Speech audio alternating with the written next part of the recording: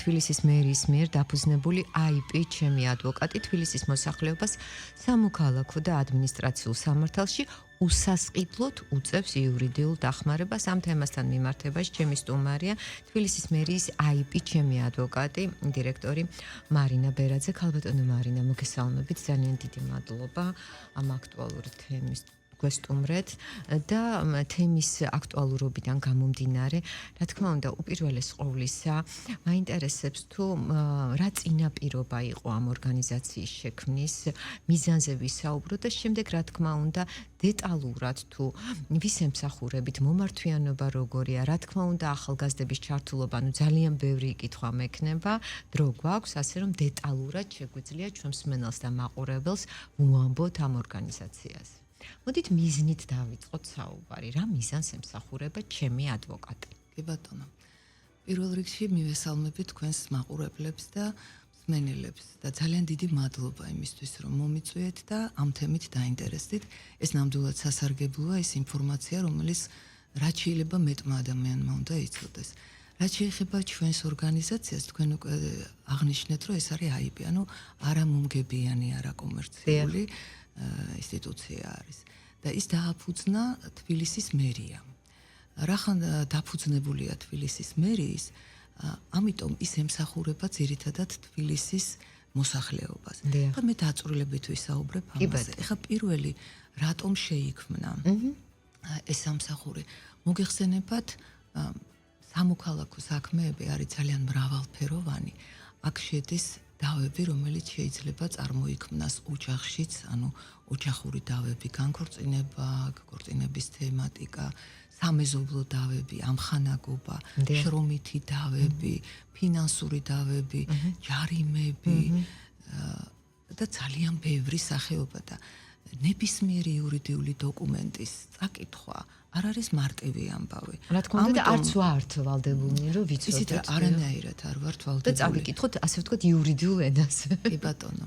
და როდესაც ჩვენი ქვეყანა ძალიან ბევრ, ასე ვთქვათ, ცვლილებას განიცდის მოკლე ხანში და ძალიან ბევრი რამ იცვლება, ვერ მოთხოვ მოსახლეობას, რომ იყოს ზუსტად ისეთ, ასე ვთქვათ, ჩარჩოში, როგორც შეიძლება, აი როგორც ჩვენ მოგწონს ევროპაში, როგორიც იყო, როგორიც გვახსოვდა ევროპა, რომ რაღაცა სამოქალაქო შეგნება ცოტა სხვა დონეზე იყო.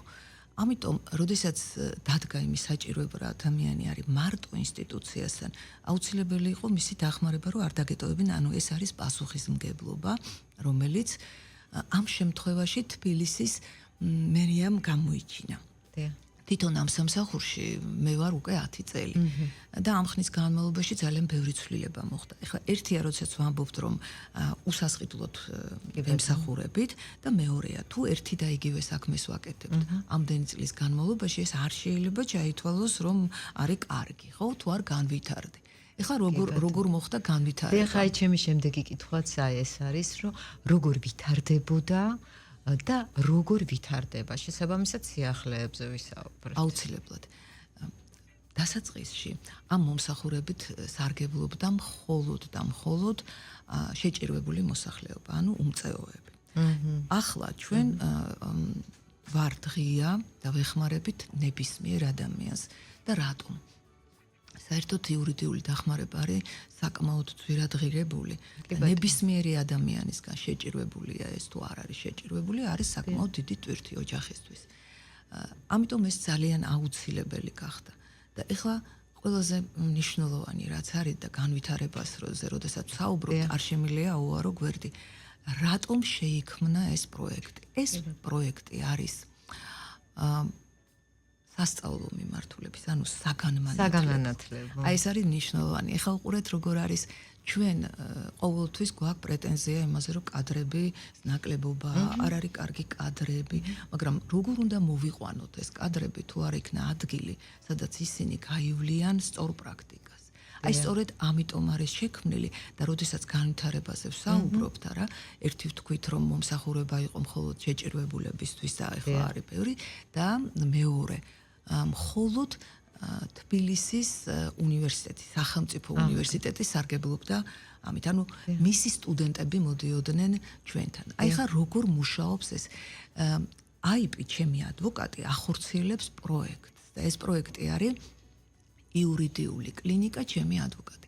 აი იურიდიული კლინიკა ნიშნავს საგანმანათლებლო ადგილს. გასაგები. აი ხო როგორ არის ვთქვათ სანამ გადავალ სხვა თემებზე კიდე უფრო დაწვრილებით, აი როგორ არის უცხოეთში მაგალითად ევროპულ ქვეყნებში ან ამერიკაში. ანუ საერთაშორისო გამოცდილება. დიახ, უყურეთ, იურიდიული კლინიკები არის უნივერსიტეტის ფარგლებში. და მაგალითად თუ კი ადამიანი ღებულობს უფასო მომსახურებას, დახმარებას ადვოკატის სისხლის სამართლის საქმეებში, უფასო სამოქალაქო საქმე არც ერთ ქვეყანაში არ არის. არ არის თუ არ მივიდა იურიდიულ კლინიკაში. და ესეც უნივერსიტეტში, მაგრამ ახლა ჩვენი სინამდვილიდან გამომდინარე, თუ იცნობთ ვინმეს, რომელიც მივა უნივერსიტეტში და იქ მოითხოვს, რომ სასამართლოში დაიცვან მისი უფლებები ან რაღაც, ხო? ეს ხო. აი სწორედ ამიტომ თბილისის მერიამ შექმნა ეს იურიდიული კლინიკა და ეს არის ყველაზე მასშტაბური იურიდიული კლინიკა. უნივერსიტეტში, რა თქმა უნდა, არის კლინიკები, სტუდენტებს აქვთ საშუალება აირჩიონ თავიანთი კლინიკაც უნივერსიტეტის ფარგლებში, მაგრამ იქ ძირითადად არის მაინც თეორია, მაინც იმიტაციური პროცესები და ჩვენთან ღებულობ პრაქტიკას ისე რომ ხედავ ნამდვილ რეალურ ადამიანს და რეალური პრობლემებს. ალბათ მარინა და აი პრაქტიკის გავლა სტუდენტებისთვის სავალდებულოა თუ ნებაყოფლობითი? აი მადლობა ამ კითხვისთვის, ძალიან მნიშვნელოვანი კითხვაა. მაგისტრანტის სტუდენტებისთვის პრაქტიკა არის სავალდებულო. ანუ მაგისტრანტებისთვის და აი სწორედ ამიტომ მხოლოდ სახელმწიფო უნივერსიტეტის სტუდენტებს კი არ შეუძლიათ აირჩიონ ჩვენი კლინიკა. შეუძლიათ 11 აკრედიტებული უმაღლესი სასწავლებლის სტუდენტებს და აი ეს არის სწორედ განვითარება. ანუ ჩვენ 1-დან გადავედით 11-ზე და იცით როგორი რთული მისაღწევია, ეს არის უშუალოდ ჩემი, როდესაც დავდიოდი თითოეულ კლინიკაში, ვაკეთებდი პრეზენტაციას, ვარწმუნებდი, რომ ეს არის ძალიან მნიშვნელოვანი და რა არის მთავარი. მაგალითად უნივერსიტეტი, როდესაც თეორიულ განათლებას აძლევს სტუდენტს, თეორიაში და კარგია სტუდენტი, ხო? მერე მას აქვს კლინიკა თავისთან და შეთავაზებს. აქაც და ნებისმიერ სხვა ინსტიტუციაში შეიძლება, სასამართლოშიც, იუსტიციის სახლშიც, ყველგან შეუძლია პრაქტიკა გაიაროს. და ის ვერ დააძალებს სტუდენტს, რომ გინდა თუ არა წადი მაგალითად ჩვენთან, აი ჩემ ადვოკატში. ამიტომ თქვენი ეთერით მინდა ვისარგებლო და სტუდენტებს უთხრა, რომ თუ მათ უნდათ რეალური პრაქტიკა და უნდათ გახდნენ ადვოკატები და იცოდნენ ეს პრობლემები და იცნობდნენ თავიანთი ქვეყნის მოქალაქეებს, აუცილებლად ჩვენთან უნდა მოვიდნენ. ეს რთული გზაა, მაგრამ ძალიან სასარგებლო. ეს პრაქტიკა სავალდებულო მაგისტრანტებისთვის გახლავთ 4 თვე. მაგისტრანტის სტუდენტები ჩვენთან რომ მოდიან, მათ სილაბუსი გაწერილი აქვს და ეს ყველა უნივერსიტეტთან შეთანხმებულია ინდივიდუალურად და შემდეგ აი ეს სტუდენტები ჩვენთან შეფასებას ღებულობენ ყველა კომპონენტში. და ამის ჩამოთვლა შემიძლია. ეს არის მოსმენის კულტურა, დასწრება, ვთქვათ, პრობლემის იდენტიფიცირება, შემდეგ სწორად იურიდიულ ჩარჩოში ჩასმა. იცით რა, კითხვები არც ბევრი უნდა დასვა და არც ცოტა. აი მოსმენის კულტურა თქვით და ძალიან მნიშვნელოვანია, როდესაც ადამიანი მოდის, ხო, მოქალაქე. რა თქმა უნდა, შეიძლება ის იყოს დაბნეული. და უშუალოდ იყოს გაღიზიანებული, განერვიულებული. და ამ დროს, ზოგადად იურისტმა იქითკენ უნდა წაიყვანოს, ალბათ მე როგორც მოქალაქე ისევ საუბრობ, რომ მისგან ძირითადი გზავნილები მოისმინოს, იმიტომ რომ როდესაც თუნდაც ადამიანი არის აღელვებული, შეიძლება მთავარი გამოტოვოს. აი ზუსტად ამაში აი ეს პოპულარულ ენაზე რო აღნიშნე, ხო? სწორედ ეს არის და ძალიან კარგია, როდესაც ჩვენ პოპულარულ ენაზე ვსაუბრობთ ახლა მაყურებელთან და არა ვთქვათ იმ ტერმინოლოგიით, რომელიც ახასიათებს ძალიან ჭარბად იურისტებს და საერთოდ ვერავინ ვერ იგებს რაზე ლაპარაკობენ. შეურაცხყოფას კი არ ვაყენებ, უბრალოდ აუდიტორია უნდა იყოს გასაგები ვის ელაპარაკები და ნამდვილად ასეა. ძალიან ბევრი არის გაღიზიანებული ადამიანი, რომელსაც აი მაგალითად ძალიან გამაღიზიანებელია სამეზობლო დავები. აი, როდესაც თბილისი უფრო ასე ვთქვათ, მცირე რიცხოვანი იყო, ხო, შემადგენლობ. სხვაგვარი ურთიერთობები იყო. როდესაც ახლა არის აი ესეთი დიდი შენობები, უამრავი ადამიანი, სხვადასხვა ადამიანი არის და კიდე არის მოუწესრიგებელი საკანონმდებლობაზე თვითონ აი კანონების არ არის ჯერ კიდე დახვეწილი, აი მაგალითად ამხანაგობები ვიცით რომ არსებობს, მაგრამ კანონი ამხანაგობების შესახებ არის ძალიან პრიმიტიული ჯერჯერობით და ეს იწვევს ძალიან ბევრ დავას და ძალიან მტკივნეულია სამეზობლო დავა. ეს არის ყოველდღიური რუტინა, როდესაც ადამიანი არის ნერვებაშლილი. აი როცა ჩვენთან მოდის, თქვენ სწორად აღნიშნეთ, ჯერ აუცილებელი არის რომ მოусმინო ადამიანს. ჩვენ ამას ვასწავლით და ვუხსნით რომ აი მომავალმა ადვოკატებმა ეს შეძლონ რომ გამოხატონ ემპათია და დაინახონ ეს პრობლემა მისი თვალით და შემდეგ გაუმარტივონ და აუხსნან რისი უფლება აქვთ და რა არის მათი პასუხისმგებლობა, იმიტომ რომ აი თავისუფლებები, უფლებები ძალიან არის არეული და მინდა გითხრათ მოქალაქეებში კი არა თვითონ იურისტებსაც არ ვიცი შეგნებულად თუ შეუგნებლად ეს თავისუფლებები ცოტა ერევათ. აი ესე სუნთლიანად თავისუფალი ადამიანი არავის მიაქციოს ყურადღება და რასაც თვითონ მოიფიქრებს ან უნდა და მინდა სურვილით ვერ იცხოვრებ, ხო? და გაუწიო ანგარიში სხვასაც. აი ეს სწორედ ამას ერთის მხრივ რო ჩვენთან ეს ახალგაზრდა იურისტები ეხმარებიან ამ ადამიანს და თან თვითონაც სწავლობენ, რამდენად რთულია ურთიერთობა ჩვენს მოქალაქეს. დიახ, აი მე ვფიქრობ, რომ ერთ-ერთი ამოსავალი წერტილი არის სამოქალაქო შეგნების გაზრდა და თქვენ ამ პროცესის კატალიზატორები ხართ. დიახ, აი ზუსტად. აი იცით რა, მე მართლა ძალიან სასიამოვნოდ გაოცებული ვარ, რომ თქვენ აი ამ საკითხს ესე ღრმად უყურებთ, იმიტომ რომ ჩვენ სამი მიმართულებით მუშაობთ და არ შეიძლება ამის დაყოფა. აი როდესაც საუბრობთ უფასოდ ვეხმარებით მოსახლეობას, თუ არ ვთქვით რომ ამას იმიტომ ვაკეთებთ, რომ ეს არის სასწავლო პროგრამა და ეს არის იურიდიული კლინიკის ფარგლებში, მაშინ აზრი ეკარგება, ანუ ეს იქნება უკვე შეუთავსებლობა კანონმდებლობასთან. ეს ერთი და მესამე მიმართულება, რომელიც აუცილებელია და ვერ დააშორებ განათლების მიმართულებას და სოციალურ მიმართულებას, ეს გახლავთ სამოქალაქო თვითშეგნება. აი, როდესაც ადამიანი მოდის, ახლა კმაყოფილებაზეც რო ვილაპარაკებთ, ახლა წარმოიდგინეთ, როდესაც დახმარებას უწევ უფასოდ და ძალიან მნიშვნელოვან საქმეში კმაყოფილი ხომ რჩება, მაგრამ არიან ადამიანები, რომლებიც უკმაყოფილო რჩებიან, იმიტომ რომ მათ არ იციან, რომ კანონი ამას ვერ მოაწესრიგებს. შეიძლება ფიქრობდე, რომ ეს საქმე არის სამართლიანი, მაგრამ სამართლებრივად არ არის ეს გამართული იმ დონეზე, რომ შენ დარჩე კმაყოფილი ბოლომდე, ამიტომ ჩვენ ვალდებული ვართ აუხსნათ მათ, რომ ეს ჩვენი ბრალი კი არ არის, არამედ ეს არის სწორედ ის კანონმდებლობა, რომლის ჩარჩოშიც უნდა მოექცეს, სხვაგვარად არ შეიძლება. ასეთი არსებობს მაგალითად შრომით დავებში, ნებისმიერ დავაში, მაგრამ შრომით დავებში მით უფრო იყო პერიოდი, როდესაც თქვა გათავისუფლებების თემა იყო ძალიან ხშირი და ძალიან უსამართლო და გამამართლებელი, ასე ვთქვათ, გადაწყვეტილება იყო დაახლოებით 0.1%. ახლა ჩვენ ესეთი რეალობა გვაქვს, აი სულ ახლა ხანს ვამბობ, ეს 99% და 9 არის გამამართლებელი და ესეც არ არის სწორი, იცით რატო? როდესაც თანამშრომელი არ შეესაბამება ან იმ ორგანიზაციის შრომის კულტურას, ან თქვათ მისი ხარისხი მომსახურების არ შეესაბამება იმ სტანდარტს, რომელიც უნდა არსებობდეს, ეს არ უნდა იყოს ტრაგიკულად აღქმული.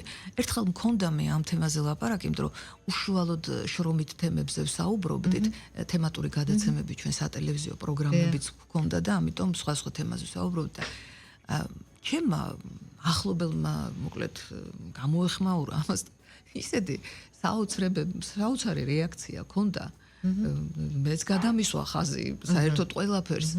არ შეიძლება ასე აღქმა, უნდა ვისწავლოთ საერთოდ პრობლემის არსში წვდომა და ასე მივხვდეთ, ხა ძალიან ბევრი რამე შეიძლება გვინდოდეს, მაგრამ ყველაფერი არ გამოგვივა, ხო? მაგრამ ზუსტად ვიცი, რომ ადამიანი, რომელიც დაიბადა იმას თავისი ადგილიც აქვს და იმან და მოძებნოს ეს თავისი ადგილი. კი ბატონო. და ისევ აი მინდა დავუბრუნდე თავარს. ერთ-ერთი მთავარი, იმიტომ რომ მოსახლეობისთვის ეს ძალიან მნიშვნელოვანია, რაც შეეხება ჩემს ადვოკატს უსასყიდლო მომსახურება. დავუბრუნდი რატომ? საზოგადოების ნაწილს კონკრეტულად ამ შემთხვევას არ გულისხმობ, ანუ მიაჩნია რომ რამც უსასყიდლოა, იქ ხარისხი არის დაბალი. შეიძლება იყოს დაბალი. შეიძლება იყოს დაბალი თუნდაც. გამართლება შეიძლება კონდეს. თუმცა რაც შეეხება თქვენ სამსახურს, ანუ მრავალწლიანი გამოცდილება გაქვთ და ვისაც შეეხება ქონდა და მოდიან და მზარდიან და კიდევ რა თქმა უნდა იციან რომ აქ არის მაღალი სტანდარტი და მაღალი ხარისხი. აი რას ეტყოდით ამ კატეგორიის ადამიანებს? ჩვენ ძალიან ფართო აუდიტორია ყავს მსვენელის და მაყურებლის. დიახ. რომელსაც აი ეს კითხვა გაუჩნდებოდა. დიახ, ძალიან მნიშვნელოვანი კითხვა, ძალიან საინტერესო რასაკვირველია. აი როდესაც საუბარი არის უფასო დახმარებაზე, ხო? რამოდენიმე დამადასტურებელი, ასე ვთქვათ, ფაქტი არსებობს იმისი, რომ ჩვენთან მომსახურება უბრალოდ არ შეიძლება უხარისხოდ იყოს და რატომ? პირველ რიგში ის სტატისტიკა, რომელიც მზარდია და დაახლოებით წელიწადში 20,000, 18,000-დან 20,000 ადამიანი გვაკითხავს. და ამ ადამიანებში ხარ, როდესაც ჩვენ საუბრობთ ამ ციფრზე, აქ ლაპარაკია საქმეებზე. ანუ ადამიანი შეიძლება მეურდეობოდეს და ასეთებიც არიან. 8-ჯერ მოდიან ჩვენთან, 10-ჯერ მოდიან. ანუ როდესაც ჩვენ გამოვდივართ, თქვათ აი თუნდაც ეთერში და თქვენი ეთერის საშუალებით ჩვენ მივმართავთ იმ ადამიანებს, რომლებმაც კიდევ არ იციან. თორე ვინც იცის, ის სულ მოდის და მოდის, იმიტომ რომ კმაყოფილია. ეხლა ვინც არ იცის, ან ეჭვის თვალით უყურებს ყველაფერს. და ეჭვის თვალით, კი ბატონო.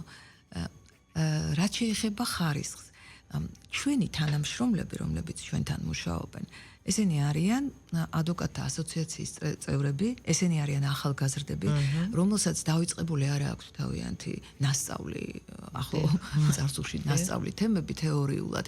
ესენი არიან წარჩინებული და კარგი, აი რომ ვინც აყვავს ჩვენ სამსახურში. ყველა მათგანს პრაქტიკა აქვს გავლილი ჩვენთან.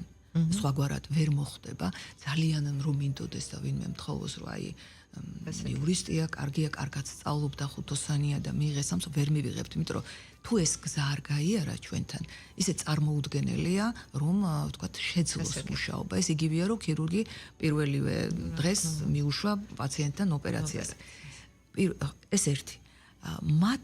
აქ მუშაობს უწყვეტი განათლების მოდელი და რას გულისხმობს?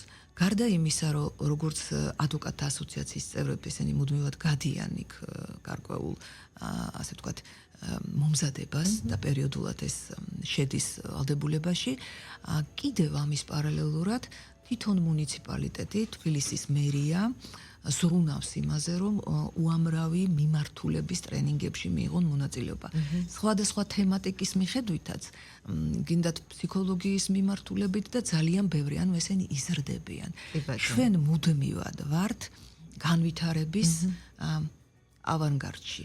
აი რაც კი რამ ხდება იურიდიულ სფეროში, სიახლე, ჩვენ პირველები ვართ, ვინც ამაზე ვმუშაობთ და ამ თემაზეც აუცილებლად ვისაუბრებთ. და კიდევ როდესაც ვამბობთ, რომ ხარისხიანი არის ჩვენთან დახმარება, ხარისხი განმაპირობებელი კიდევ მეორე ფაქტორი, სწორედ ის არის, რომ ჩვენ ასე ვთქვათ, ფინანსური ინტერესი არ გაგვაჩნია.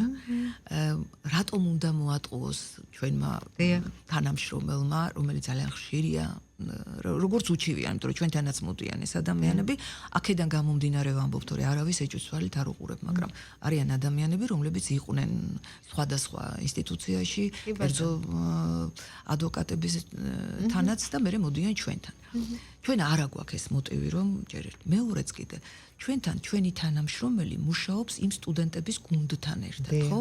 იქ არის უამრავი იქ არიან სტუდენტები, რომლებსაც შენ აძლევ მაგალითს და თან კიდევ შეფასებას, როგორ შეიძლება მასწავლებელი აძლევდეს ცუდ მაგალითს და აი აქ ვარ უკვე მე, როგორც ხელმძღვანელი, ანუ ამას არ დაუშვებ არცეთ ვარიანტში და ამდენი ხნის განმავლობაში ჩვენ არ გვქონია შემთხვევა არის მაგალითად საკითხები, როდესაც მოქალაქე ჩივის, მაგრამ ჩვენ გვაქვს ელექტრონული ბაზა და ყველა ბენეფიციარი, რომელიც ჩვენთან მოდის, აღრიცხული გვაქვს და ჩვენ ზუსტად ვიცით ეს ბენეფიციარი რომელ რაიონში არის დამყოფი და გეტყვით ახლა რატომ უსვამ ხას ამ რაიონებს, ხო? რომელ რაიონში და ზუსტად ვიცით რა თემატიკით არის მოსული და არის ხოლმე რომ უჩივის ყველას, სადაც არის უჩივის მოსამართლეს, უჩივის ადვოკატს, უჩივის ინსტიტუციას და საერთოდ ასეთი ჰობი აქვს. ეს არის გამონაკლისი. ყველა ასეთი არ არის, მაგრამ ჩვენ ესეც ვიცით. მათთანაც ძალიან მომთმენები ვართ, იმიტომ რომ ჩვენმა სტუდენტმა ამის პრაქტიკაც უნდა გაიაროს და როდესაც სწავლა სასწავლებლად ვთქვათ, რომ მიდის გერმანიაში, იქ სხვა რამე შეუძლია ისწავლოს და ის ვერ ისწავლის როგორ იურთიერთოს ჩვენ მალინა, რაც შეეხება კერძო პრაქტიკას, არის кейსები და ყველას გვსმენია, როდესაც ადვოკატები ფუჭდაპირებებს იძლევენ. არის, კერძო პრაქტიკაში ყოფილა ესეთი кейსები. აი თქვენ თან რომ მოდის დავუშვათ მოქალაქე და მას უნდა სამოქალაქო დავის, რა თქმა უნდა, ვინც მოდის, უნდა ყველას მოგება. ანუ თქვენ აპრიორი ეუბნებით, რომ შეიძლება ეს საქმე მოიგოს მან. იცით, პროფესიულად ეს არანაირად გამართლებული არ არის. თუმცა კერძო პრაქტიკაში ყოფილა ესეთი შემთხვევა. დიახ, ალბათ იყო. მე მათზე არ ვისაუბრებ, ჩვენზე და ვისაუბრებ. იმიტომ ვთქვი, რომ არის ხოლმე და აი ჩემს ახლობლოში ყოფილა მსგავსი შემთხვევები. და აი მე იმიტომ ვამბობ, რომ როდესაც საუბარია უსასყიდლო მომსახურებაზე, როდესაც არის საუბარი ხარისხზე, აი ამ შემთხვევაში რა თქმა უნდა უფრო დაცულიც ხარ. აი დაცულობაზე მინდა ვისაუბრო. ესე იგი ჩვენი ადვოკატები არიან კვალიფიციური, ახალგაზრდა, მოტივირებული, მათ აქვთ საერთო კულტურა კორპორატიული, რომლისთვისაც დაუშვებელი, ანუ ჩვენთან უბრალოდ ვერ იმუშავებს. ისეთი ადამიანი, რომელსაც ამისკენ აქვს მიდრეკილება. სხვაგან სადაც უნდა რაც უნდა შესაბამისად ნდობის ფაქტორი მაღალია. ეს არის ძალიან დიდია, რასაც მე რომ მოვდივარ, მე უნდა გენდობოთ. აუცილებლად. უბრალოდ შეიძლება არ მოეწონოს იმ ადამიანს, მოლოდინი მისი სხვა იყო, მაგრამ ასე ჯობია. აი სწორედ ეს თქვი, მოლოდინი არის ხოლმე, რომ ადამიანის სურვილის დაკმაყოფილება, მაგრამ ხანდახან არ ხდება. ჩვენ ვაძლევთ იმის პირობას, რომ გავაკეთებთ მაქსიმუმს კანონის ფარგლებში და თუ ეს საქმე მიდის სასამართლოში, იქ მოსამართლე წყვეტს ამას, ამიტომ ჩვენ სხვის გადაწყვეტილებებზე ვერ ვიქნებით პასუხისმგებელი და ვერც ასე ვთქვათ, უკმაყოფილება ჩვენი მისამართით უკვე წარმოუდგენელია. მინდა გითხრათ, რომ ამ თვალსაზრისით ჩვენი მოქალაქეები გაიზარდნენ. აი ხო, მაგალითად, როდესაც მე მუშაობა დავიწყე, ძალიან ბევრი იყო აგრესია. შემდეგ ეს ჩაცხრა. ეხლა მე გეტყვით კიდევ ერთ სპეციფიკაზე, რომელიც ძალიან მნიშვნელოვანია. ნახეთ, ჩვენი ცენტრალური ოფისი არის მერიაში, ხა როდესაც ვსაუბრობთ, მაგრამ ჩვენ გვაქვს 10 ოფისი, რომელიც ყველა რაიონს ემსახურება. ანუ ყველა გამგეობის შენობაში, ყველა რაიონის გამგეობის შენობაში გვაქვს ოფისი. ანუ ჩვენ ხელმისაწვდომობამდე მივედით. კი ბატონო, არა მხოლოდ ფინანსური, არამედ ტერიტორიული. კი ბატონო. და ეხლა წარმოიდგინეთ, როგორი კარგია ეს მოქალაქისთვის, ანუ ჩვენ ვუახლოვდებით მოქალაქეს და ყველანაირ პირობას უქმნით, რომ მოვიდეს, თან ამ ხნის განმავლობაში ეს ოფისები ძალიან ასე ვთქვათ, კეთილ მოეწყო. ჩვენ ძალიან ბევრი საშუალება გვაქვს თანამედროვე, რომელიც არ უშლის ჩვენს ადვოკატს მუშაობაში ხელს და ამაზე ვზრუნავთ და აი ვთქვათ ის სტაფი, რომელიც ადმინისტრაციულ ნაწილშია, ხო, ჩემი ჩათვლით სწორედ აი ამას ადევნებს თვალყურს, რომ ყველა ხელსაწყო იყოს ასე ვთქვათ გამართული ტექნიკურადაც, ინფრასტრუქტურულადაც და ამაში ძალიან დიდ დახმარებას გვიწევს მერია, რომელიც არის ჩვენი დამფუძნებელი. როდესაც ჩვენ საუბრობთ უფასო დახმარებაზე, ალბათ ყველასთვის ეხლა მაინც უნდა იყოს ცნობილი, რომ უფასო ეხლა ბუნებაში არაფერია და ამის საფასურს იხდის მერია. ესე იგი, როგორ ზრუნავს მერია იმაზე, რომ ადამიანს შეუმსუბუქოს ტვირთი. ესეც არის დასაფასებელი, ამიტომ, როდესაც ადამიანი მოდის ჩვენთან და ღებულობს ასეთ დახმარებას, თან ახალგაზრდებს უყურებს, რომლის იმედი უნდა გქონდეს მომავალში, მას პატივისცემითაც უნდა აი ახალგაზრდების პატივისცემა იწყება აქედან. ახალგაზრდას არ უნდა აუცრუდეს გული, არც თავის სპეციალობაში და არც იმ ადამიანში, ვისაც ეხმარება. კი ბატონო და ალბათ ამით უნდა დამეწყოს საუბარი, თუმცა აღარაც შეეხება საგანმანათლებლო მიმართულებას ეს ძალიან აქტუალური ახალგაზრდების თემა და მოხარული ვარ, რომ სუყეთ ვისაუბრეთ, ამის გამოტოვება წარმოუდგენელია და სერვის რაც შეეხება უშუალოდ ალბათ ახლა ბევრს აინტერესებს, როგორ უნდა ჩაერთოს, როგორ უნდა მოგმართონ, ანუ არიან ადამიანები, რომლებიც ამასაც სკეპტიკურად უყურებენ, რომ დაუშვათ შეიძლება ვერ ჩავერთო, შეიძლება რაღაცა დიდი დრო დამჭირდეს, მომლოდინეთა რიგი იყოს, აი მათ რას ეტყოდით? დიახ. მე ვცდილობ, რომ აი მოსახლეობიდან გამომდინარე დავსვა კითხვები, რაც შეიძლება ნებისმიერს გაუჩნდეს. იცით რა, ეს ზუსტად ის შემთხვევა, რაც მეც კი მეხება. მეც ძალიან მეზარება ისეთი საქმეზე წასვლა, ექიმთან მისვლის არ იყოს. იცით რა, ექიმთან მისვლა კი არა, აი ნებისმიერი საბუთთან დაკავშირებული ექიმთვის ისეთი სირთულეა, რომ არ სუმინდა რომ ვიღაც ბევრი ადამიანი წამომყვეს თან. დიახ, ანუ ეს გასაგებია. სწორედ ამიტომ არის რომ თავიანთ რაიონში, თავიანთ გამგეობაში შეუძლიათ მისვლა და ეს რიგები და ეს არ არის ჩვენთან, იმიტომ რომ დანაწილებული ვართ, ანუ 11 ობიექტია ასეთი და უფრო მეტიც 11 ობიექტია, სადაც მიმდინარეობს მუშა პროცესი, ანუ ნებისმიერი იურიდიული დოკუმენტის მომზადება სარჩელისაც კი და კიდევ გვაქვს ცხელი ხაზი. მათ შეუძლიათ რომ დაგვირეკონ ცხელ ხაზზე, ეს არის მერიის ცხელი ხაზი და მე მესამე ღილად კი ხდება გადმორთვა ჩვენთან. თუ კონსულტაცია უნდა, რასაკვირველია კონსულტაციას ასე გაიღებს და თან დაკვალიანდება კიდეც სად მივიდეს, რა არის უფრო უკეთესი, ან თქვათ. ანუ ეს სისტემა თავიდან ბოლომდე არის გამართული. დიახ, და ეხლა რა მომსახურებას კონკრეტულად ვაკეთებთ. ეხლა კონსულტაცია ერთი ახლა ძალიან ბევრი არის ისეთი იურიდიული ასე ვთქვათ სამსახური, რომ ამბობენ აი უფასო კონსულტაცია ისევე როგორც უფასო კონსულტაცია საექიმო თვალსაზრისით, ჩემთვის მაგალითად არ არის ისეთი სერიოზული, თუ მას არ მოყვება, ასე ვთქვათ, განვითარება და პასუხისგებლობის განგრძობითი, იმიტომ რომ კაი გავიარე ვთქვათ კონსულტაცია და მე რა ვქნა? წავიდე გულდამძიმებული? ანუ ჩვენ არ გაუშვებთ ადამიანს, ჩვენ შეგვიძლია ნებისმიერი დოკუმენტი მოუმზადოთ. და თუ ეს საჭირო იქნება, სასამართლოშიც წავყვეთ და წარმომადგენლობა განვახორციელოთ. ოღონდ, რასაკვირველია, ხმის დაწერილ სარჩელზე ჩვენ ვერ წავალთ. იმიტომ რომ პასუხისგებლები ვართ, სასამართლო მსჯელობს მხოლოდ იმ საკითხებზე, რომელიც სარჩელშია მოცემული. თუ ადვოკატმა არასწორად შეადგინა, ან სრულ ფასოვნად არ შეადგინა, მაშინ მსჯელობა ამას ვერ გაცდება და აქედან გამომდინარე ჩვენ ვაკეთებთ ამას. ეხლა, როდესაც გუნდი მუშაობს სტუდენტების, ეს სტუდენტები ფასდებიან ყველა კომპონენტით, როგორც ვთქვით, და ასევე სწავლობენ სხვა ახალგაზრდებთან გუნდურ მუშაობას. ისინი აკვირდებიან, როგორი დონე აქვს მომზადების, თქვათ, თესეუს სტუდენტს და, თქვათ, აღმოსავლეთ ევროპის უნივერსიტეტის სტუდენტს. ანუ მათ უკვე იციან თავიანთი შესაძლებლობები და თავიანთი თანატოლების. ეს ძალიან მნიშვნელოვანი პრაქტიკაა, მნიშვნელოვანი ცოდნა. ამიტომ კიდევ ერთხელ ვეუბნები ახალგაზრდებს, მოდით ჩვენთან. როდესაც ეთერით გამოვდივარ, მე რეკლამას არ ვუკეთებ, რომ მოვიდეს ბენეფიციარი, ჩვენ არ გვაკლია. ეხლა აი ეს მეკითხოთ, რამდენად დიდია მომართვიანობა და წარმოიდგინეთ ეს არის, რომ ბენეფიციარი არ გაკლია. თუ ჩვენ გვინდა რეკლამა და თქვენი საშუალებით ეთერით, ეს არის მხოლოდ და მხოლოდ სტუდენტებისთვის, რომ მოვიდნენ და აირჩიონ ჩვენი კლინიკა. ბოლოს და ბოლოს ისინი დარწმუნდებიან, არის ეს მათი საქმე.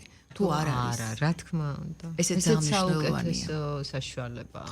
ეხლა როგორ უნდა მოვიდნენ? ერთი ჩვენ თქვით, რომ ეს ავალდებულო არის მაგისტრანტებისთვის და მეორე გზა ეს გახლავთ მოხალისეობა. აი ჩვენ ამასაც ძალიან კარგ ანუ თქვენ მოხალისეობრივი კულტურის განვითარებასაც ეხმარებით ასე ვთქვათ და ნერგავთ. რა თქმა უნდა. მოხალისეობა. ანუ რამდენი მიმართულებაა და რამდენი კომპონენტი ძალიან ბევრი და კიდევ დავამატებ თქვენ. ისმენთ, გვაქვს რამდენიმე წუთი. დიახ, მოხალისეთ, ნახეთ როგორ არის, მოხალისეთ რომ მივიღოთ, გასაუბრება უნდა გაიაროს იმან, იმიტომ რომ ჩვენ უნდა ვიცოდეთ, რამდენად სასარგებლო იქნება მისთვისაც და ჩვენთვისაც, როგორც დამხმარე ხელი. ანუ 10 ადვოკატი ვერ მიიღებს ამდენ მოქალაქეს, ხო? ამიტომ ეს არის გუნდი და სწორედ ეს არის ერთმანეთი რო ჭირდებათ. და ესენი თანაბარ მასე არიან. ყველაზე საუკეთესო ვარიანტი არის მოხალისე, როდესაც ჩვენთან მოდის და შემდეგ შეუძლია მოვიდეს უკვე როგორც მაგისტრანტი უნივერსიტეტიდან, დაგვიბრუნდეს, ან მაგისტრანტი მოვიდა და გააგრძელოს ჩვენთან, იმიტომ რომ გარკვეული, აი მაგალითად 1 წლის განმავლობაში 4 თვე ხო სამკმარისი არ არის, 4 თვე აზრზე მოხვალ. და 1 წლის განმავლობაში უკვე იცი, რაზეა ლაპარაკი. ახლა რაც შეეხება დასაქმებას. აი ნახეთ, ჩვენთან მოდიან ახალგაზრდები და ჩვენ მათ ვასაქმებთ. აი წარმოიდგინეთ, ახალგაზრდას რომელიც ჩვენთან მოდის და გამოიჩენს თავს და ნიჭიერია, ჩვენ იმას არ ვუშვებთ. ანუ გადის პრაქტიკას ასრულებს და რჩება საუკეთესო. რა თქმა უნდა, საუკეთესო.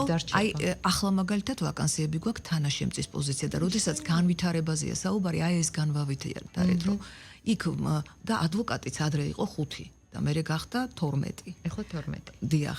და კიდევ არის თანაშემწის პოზიცია, აი ამაზე აყვავს და მე როდესაც ვაკანსია ჩდება და ეხა ამ ბოლო დროს ძალიან ბევრი ჩდება, იმიტომ რომ გტაცებენ ამათ, კი გვენანება, მაგრამ მთავარია რომ მათ გაიკვლიონ გზა და ეს ადამიანები აი რა არის სამშლოვანი, ჩვენ ხო კადრებზე ვსაუბრობთ. არის შემთხვევები, როდესაც ჩვენთან გამოზრდილი ჩვენს ადვოკატს ხვდება სასამართლოში და ისინი არიან მეტოქეები. ქალბატონ მარინა, გისმენთ ახლა და არ შემიძლია არ გითხრათ.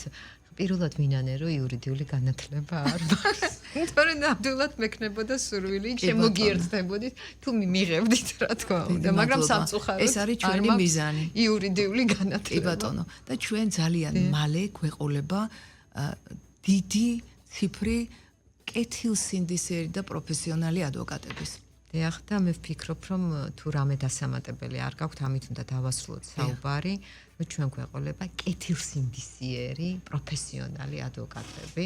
რა თქმა უნდა, გვყავს რასაკვირველია. ძალიან დიდი პატივისცემა ჩვენი, მაგრამ მით უმეტეს, როდესაც ჩვენ ახალგაზრდებზე ვსაუბრობ და რაც შეეხება საგანმანათლებლო მიმართულებას, თქვენი ძირითადი შემადგენელი კომპონენტი ეს არის.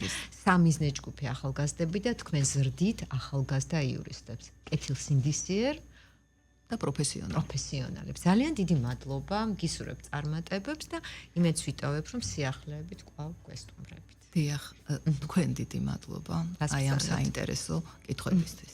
მადლობა დროებით და ჩვენ მსმენელს და მაყურებელს კიდევ ერთხელ ვეტყვი, რომ თბილისის მერის მიერ დაფუძნებული IP ჩემი ადვოკატის შესახებ ვისაუბრეთ. თბილისის მოსახლეობას სამოქალაქო და ადმინისტრაციულ სამართალში უსასყიდლოდ უწევს იურიდიულ დახმარებას. ეს არის მთავარი არსი და გზავნილი ჩვენი საუბრის და რაც შეეხება სტუმარს, შეგახსენებთ თბილისის მერის IP ჩემი ადვოკატი დირექტორი მარინა ბერაძე იყო ჩვენთან. წარმატებები, მადლობა.